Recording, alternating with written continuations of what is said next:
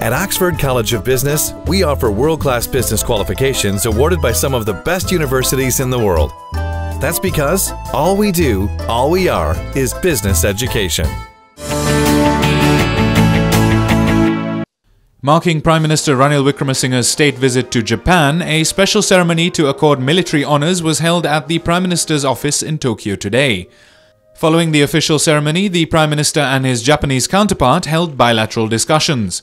Prime Minister Abe had emphasized on providing fullest support for Sri Lanka's efforts to establish a new constitution which focuses on national reconciliation. The two leaders had also focused on enhancing potential economic and investment opportunities between the two countries and directing Japan's private sector to achieve the desired objective. Prime Minister Ranil Wickremesinghe extended his gratitude to the Japanese Premier for providing funds amounting to 1 billion yen to be utilized in the maintenance of Trincomalee Port. The Premier had also welcomed the arrival of Japan for the relevant process and to join hands with India following the preparation of the plan to develop the city and port of Trincomalee. The two leaders then held a joint media conference at the Prime Minister's office in Tokyo. As island nations, we must trade with everyone, and that requires that the seas are open and there is a stable maritime order in the world.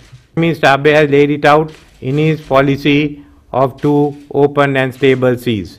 I have said so in my speech on the freedom of navigation and our commitment to ensure freedom of navigation in the Indian Ocean. Stability of the regions depend on its economic and so prosperity and its social development. Subsequently, they signed 3 MOUs. Accordingly, agreements on rural infrastructure development project in emerging regions, Kaluganga water supply expansion project, and port and naval development were signed. Prime Minister Ranil Wickremesinghe also held discussions with the Defence Secretary of Japan, Tomomi Inada, today. The meeting focused on common interests of the two countries by strengthening relations between Sri Lankan forces and Japan self-defense forces, as well as maritime security of the Indian Oceanic region. The Premier then held discussions with the Deputy Prime Minister of Japan, Taro Aso, who is also the Minister of Finance. The Deputy Prime Minister of Japan had admired Sri Lanka's economic development despite its slow progress. He had also emphasized Japan's intention to provide necessary support for potential development projects in Sri Lanka. Following the topic, Prime Minister Ranil Wickremesinghe and Deputy Premier of Japan engaged in lengthy discussions on different aspects including standardized infrastructure development in Sri Lanka, establishment of Japan-Sri Lanka Technical University,